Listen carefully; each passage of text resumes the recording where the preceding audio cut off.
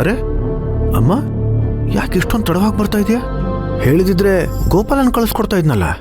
ನನಗೆ ಒಂಟಿಯಾಗಿ ಓಡಾಡಿ ಅಭ್ಯಾಸ ಇದೆ ಕಣೋ. ಅಲ್ಲ ಸೂರ್ಯ, ಮನೆ ಮುಂದ್ಗಡೆ ಯಾರ್ಯಾರೋ ಇದ್ದಾರೆ.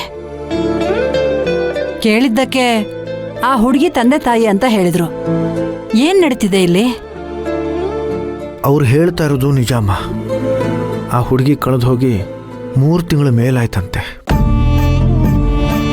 ಸೋಷಿಯಲ್ ಮೀಡಿಯಾದಲ್ಲಿ ಹಾಕಿರೋ ಫೋಟೋನ ನೋಡಿ ಇಲ್ಲಿಗೆ ಬಂದಿದ್ದಾರೆ. ಅವರೇ ಅವಳ ಹೆತ್ತವರು ಅನ್ನೋದಕ್ಕೆ ಸಾಕಷ್ಟು ಸಾಕ್ಷಿ ಪುರಾವೆಗಳನ್ನು ಕೊಟ್ಟಿದ್ದಾರೆ. ಆದರೂ ಆ ಹುಡುಗಿ ಅವ್ರ ಜೊತೆಲಿ ಹೋಗಲ್ಲ ಅಂತ ಹಠ ಮಾಡ್ತಿದ್ದಾಳೆ. ಇವತ್ತು ಹೇಗೋ ಅವಳಿಗೆ ನಿದ್ದೆ ಬರೋ ಔಷಧಿ ಕೊಟ್ಟು ಅವ್ರ ಜೊತೆ ಸಾಗ್ ಹಾಕ್ಸೋಣ ಅಂತ ಇದ್ದೀವಿ. ಅವಳ್ಯಾಕೆ ನಿಮ್ಮನ್ನು ಬಿಟ್ಟು ಇಲ್ಲಿಗೆ ಬಂದಿದ್ದಾಳೆ? ನೋಡಿ ಅಮ್ಮ, ನಾವು ಎಷ್ಟು ಜನಕ್ಕೆ ಅಂತ ಕತೆ ಹೇಳಕ್ಕಾಗುತ್ತಮ್ಮ? ನಿಮ್ಮ ಮಗನಿಗೆ ಎಲ್ಲ ವಿಷಯ ಗೊತ್ತು, ನೀವು ಅವ್ರನ್ನೇ ಕೇಳ್ಬೋದಲ್ಲ. ತಪ್ಪು ಮಾಡ್ತಿದ್ಯಾ ಸೂರ್ಯ? ಅವ್ರು ನೋಡಿದ್ರೆ ಒಳ್ಳೆ ಜನ ಅಂತ ಅನ್ನಿಸ್ತಿಲ್ಲ. ಅವ್ರ ಮಾತು ನಡವಳಿಕೆ ಎಲ್ಲ ತೀರಾ ಲೋಕಲ್ ಅನ್ನಿಸ್ತಿದೆ ಕಣೋ. ಅಮ್ಮ ಸರಿಯಾಗಿ ಹೇಳಿದ್ರಿ. ಅಣ್ಣ, ನೀನು ಸ್ವಲ್ಪ ತಾಳ್ಮೆಯಿಂದ ಯೋಚನೆ ಮಾಡು. ಆತ್ರಕ್ಕೆ ಬಿದ್ದು ಆ ಹುಡುಗಿನ ಕಳ್ಸಕ್ಕೆ ಹೋಗ್ಬೇಡ. ಇದೇನು ಇದಕ್ಕಿದ್ದ ಹಾಗೆ ಎಲ್ಲರೂ ಒಟ್ಟಿಗೆ ಅವಳ ಬಗ್ಗೆ ನೆಗೆಟಿವ್ ಆಗಿ ಮಾತಾಡ್ತಾ ಇದ್ದೀರಾ?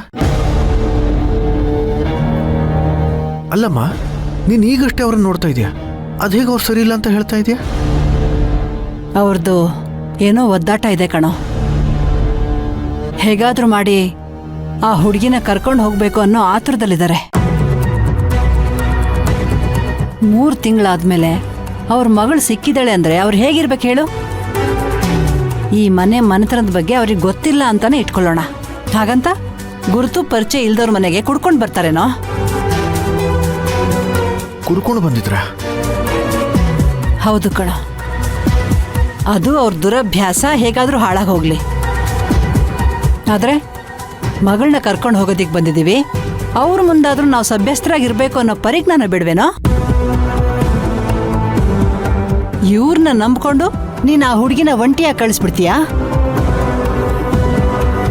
ಅಣ್ಣ, ಅವಳಿಗೇನು ಸಮಸ್ಯೆ ಇದೆಯೋ ಏನೋ, ಆದರೆ ಅದೀಗ ಮುಖ್ಯ ಅಲ್ಲ. ಆದರೆ ಅವಳೇ ಬಾಯಿ ಬಿಟ್ಟು ಇವ್ರು ಯಾರೋ ನನಗೆ ಗೊತ್ತಿಲ್ಲ, ಇವ್ರು ನನ್ನ ತಂದೆ ತಾಯಿ ಅಲ್ಲ ಅಂತ ಅಷ್ಟು ಕಾನ್ಫಿಡೆಂಟಾಗಿ ಹೇಳ್ತಿರುವಾಗ ಅವಳ ಮಾತಿಗೆ ಬೆಲೆ ಕೊಟ್ಟು ನಾವು ಸ್ವಲ್ಪ ಸಮಯ ತಗೊಂಡು ಕೂಲಂಕುಷವಾಗಿ ವಿಚಾರಿಸಿ ಅವಳನ್ನ ಕಳ್ಸ್ಕೊಡೋದು ಒಳ್ಳೇದಲ್ವಾ? ಅಲ್ಲ ಪದ್ಮಿನಿ, ಇದಕ್ಕಿದ್ದಾಗೆ ನೀನ್ ಯಾಕೆ ಅವಳ ಮೇಲೆ ಇಷ್ಟೊಂದು ಕಾಳಜಿ ತೋರಿಸ್ತಾ ಇದೀಯಾ? ಕಾಳಜಿ ಅಂತ ಏನೂ ಅಲ್ಲ ಅಣ್ಣ. ಒಂದ್ ವೇಳೆ ನಮ್ಮನೆ ಹುಡುಗಿಗೆ ಇಂಥ ಪರಿಸ್ಥಿತಿ ಬಂದಿದ್ರೆ ನಾವು ಹುಷಾರಾಗಿ ನೋಡ್ಕೋತಿದ್ವಿ ಅಲ್ವಾ?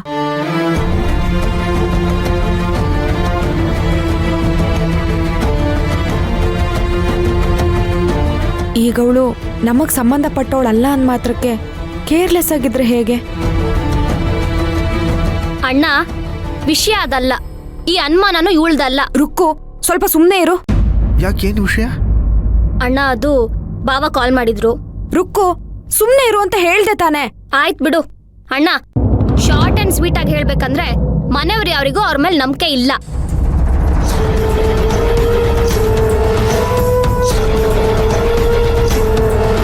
ಅರ್ಥ ಆಯ್ತು. ನೀವೆಲ್ಲರೂ ಅವ್ರ ಮುಖ ನೋಡಿ ಮಣೆ ಹಾಕ್ತಾ ಇದ್ದೀರಾ. ಈಗಿನ ಕಾಲದಲ್ಲಿ ಕುಡಿಯೋದು ಸರ್ವೇ ಸಾಮಾನ್ಯದ ವಿಷಯ ಆಗಿ ಹೋಗಿದೆ. ಮಗಳಿಗೆ ಆಕ್ಸಿಡೆಂಟ್ ಆದಾಗ್ಲಿಂದನೂ ಅವಳನ್ನ ಸಂಭಾಳಿಸೋಕ್ಕಾಗ್ತಾ ಇಲ್ಲ. ಅವಳಿಂದ ಬೇರೆಯವ್ರಿಗೆ ತೊಂದರೆ ಆಗ್ತಾ ಇದೆ. ಪ್ರತಿಯೊಬ್ಬರ ಹತ್ರನೂ ಹೆತ್ತವರು ಹೋಗಿ ಕೈಕಾಲು ಹಿಡಿಯೋ ಪರಿಸ್ಥಿತಿ ಬರ್ತಾ ಇದೆ. ಇದೆಲ್ಲ ವಯಸ್ಸಾದವರು ಹೇಗೆ ತಡ್ಕೊಳ್ತಾರೆ ಯೋಚನೆ ಮಾಡಿ. ಚೆನ್ನಾಗಿ ಬದುಕಿ ಬಾಳ್ಬೇಕಾಗಿರೋ ಮಗಳು ಈ ರೀತಿ ಒದ್ದಾಡ್ತಾ ಇದ್ದಾಳಲ್ಲ ಅನ್ನೋ ಸಂಕಟ, ಹತಾಶೆ ಅವರನ್ನು ಒಳಗೊಳಗೆ ಕುಗ್ಗಿಸ್ಬಿಡ್ತಾ ಇದೆ. ಅದಕ್ಕೆ ಅವ್ರ ಮಾತಲ್ಲಿ ಸ್ವಲ್ಪ ಒರಟುತನ, ಸ್ವಲ್ಪ ಹುಂಬುತನ ಕಾಣಿಸೋದು.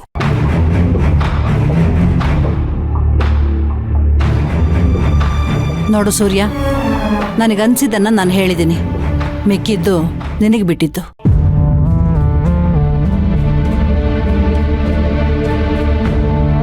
ಅಣ್ಣ ನನಗೆ ಕೇಳಿದ್ರೆ ಇನ್ನೊಂದು ವಾರ ಟೈಮ್ ತಗೊಳ್ಳೋದು ಒಳ್ಳೇದು ಅನ್ಸುತ್ತೆ. ಏನು ಎಲ್ಲರೂ ಸೇರ್ಕೊಂಡೇನೋ ಮೀಟಿಂಗ್ ಮಾಡ್ತಿರೋ ಹಾಗಿದೆ.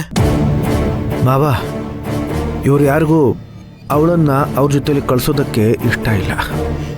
ಸರಿ ಹೋಯ್ತು, ಎಲ್ಲ ಕೂಡು ಬಂದಿರೋ ಟೈಮಲ್ಲಿ ಹೀಗೆ ಮಾಡಿದ್ರೆ ಹೇಗೆ?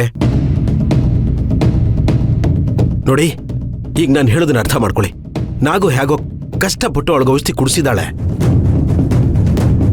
ಈಗ ನೀವೆಲ್ಲರೂ ಸೇರ್ಕೊಂಡು ಆಗೋ ಕೆಲಸಕ್ಕೆ ಕಲ್ಲು ಹಾಕ್ಬೇಡಿ. ಅಳಿಯಂದ್ರೆ ಅವಳಿಗಿನ್ನೂ ಅರೆ ಬರೆ ಪ್ರಜ್ಞೆ ಇದೆ, ಗಲಾಟೆ ಮಾಡೋಷ್ಟು ಚೈತನ್ಯ ಇಲ್ಲ. ಆ ಔಷಧಿ ಪ್ರಭಾವ ಇನ್ನೂ ಎಷ್ಟೊತ್ತಿರುತ್ತೋ ಏನೋ ನಮಗೂ ಸರಿಯಾಗಿ ಗೊತ್ತಿಲ್ಲ. ಈಗ ವ್ಯರ್ಥವಾಗಿ ಚರ್ಚೆ ಮಾಡೋದ್ರ ಬದಲು ಮೊದಲು ಅವಳನ್ನ ಸಾಗಾಕೋ ವ್ಯವಸ್ಥೆ ಬಗ್ಗೆ ಯೋಚನೆ ಮಾಡಬೇಕು. ಮಾವ, 1 ನಿಮಿಷ ನಾನು ಹೇಳೋದನ್ನ ಕೇಳಿಸ್ಕೊಳ್ಳಿ. ಪದ್ಮಿನಿ, ಸುಮ್ಮನೆ ನಮ್ಮ ತಲೆ ಕೆಡಿಸ್ಬೇಡಮ್ಮ ನೀನು. ನಾವೆಲ್ಲರೂ ಎಲ್ಲ ರೀತಿಯಲ್ಲಿ ಯೋಚನೆ ಮಾಡಿ ಈ ನಿರ್ಧಾರಕ್ಕೆ ಬಂದಿರೋದು. ಹಾಗಲ್ಲ ಮಾವ, ನಾಳೆ ಆ ಹುಡುಗಿಗೆ ಏನಾದ್ರೂ ಹೆಚ್ಚು ಕಮ್ಮಿ ಆದ್ರೆ ಆ ಜವಾಬ್ದಾರಿ ನೀವು ತಗೋತೀರಾ?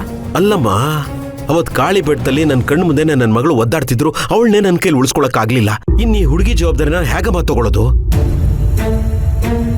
ಅಲ್ಲ, ಅವಳಿಗೆ ಜನ್ಮ ಕೊಟ್ಟವರು ನಮ್ಮನೆ ಬಾಗ್ಲಲ್ಲಿ ನಿಂತ್ಕೊಂಡು ಅಂಗಲಾಚಬೇಡಿ ನಮ್ಮ ಮಗಳನ್ನ ನಮ್ಮನೆ ಕಳಿಸ್ಕೊಡಿ ಅಂತ ಕೇಳ್ಕೊಂಡ್ರು.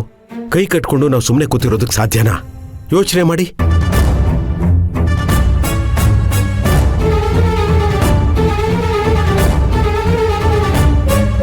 ನೋಡಿ, ಈ ವಿಚಾರ ಒಂದು ಹಂತಕ್ಕೆ ಮುಕ್ತಾಯ ಕಾಣ್ತಿದೆ. ಮತ್ತೆ ಈ ವಿಚಾರ ಇಟ್ಕೊಂಡು ಎಳೆದಾಡೋ ಪ್ರಯತ್ನ ಮಾಡಬೇಡಿ. ಸಮಯ ಮೀರ್ ಹೋದ್ರೆ ನಾವು ತಿಪ್ಪರ್ಲಾಗ ಹಾಕಿದ್ರು ಮತ್ತೆ ಇಂಥ ಅವಕಾಶ ಸಿಗೋದಿಲ್ಲ.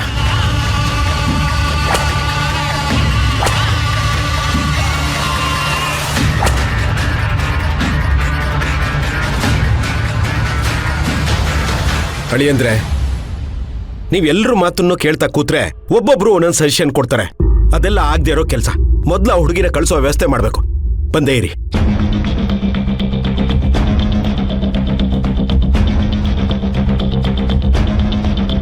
ರೇ ರಾಜವಪ್ಪನವ್ರೆ, ಬನ್ನಿ.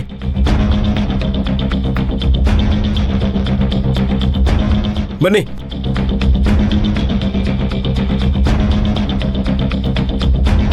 ಯಜಮಾನ್ರೆ, ನೀವು ನಿಮ್ಮ ಮಗಳನ್ನ ಕರ್ಕೊಂಡು ಹೋಗ್ಬೋದು.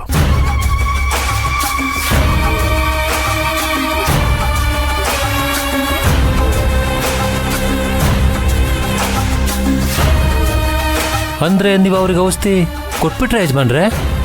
ಅಲ್ಲಪ್ಪ, ಅದ್ ಬಿಟ್ರೆ ಬೇರೆ ದಾರಿ ಇಲ್ಲ ಅಂತ ನೀವೇ ಹೇಳಿದ್ರಲ್ಲ. ಹೌದು, ನಿಮ್ಮ ಪರಿಸ್ಥಿತಿನ ನೋಡೋಕ್ಕಾಗಲಿಲ್ಲ, ಅದಕ್ಕೆ ಇರುವ ಉಪಾಯನ ಹೇಳ್ಬಿಟ್ಟೆ ಯಜಮಾನ್ರೆ. ಆದರೂ ನೀವಿಷ್ಟು ಬೇಗ ಈ ಕೆಲಸ ಮಾಡ್ತೀರಾ ಅಂತ ಅಂದ್ಕೊಂಡಿರಲಿಲ್ಲ ಯಜಮಾನ್ರೆ.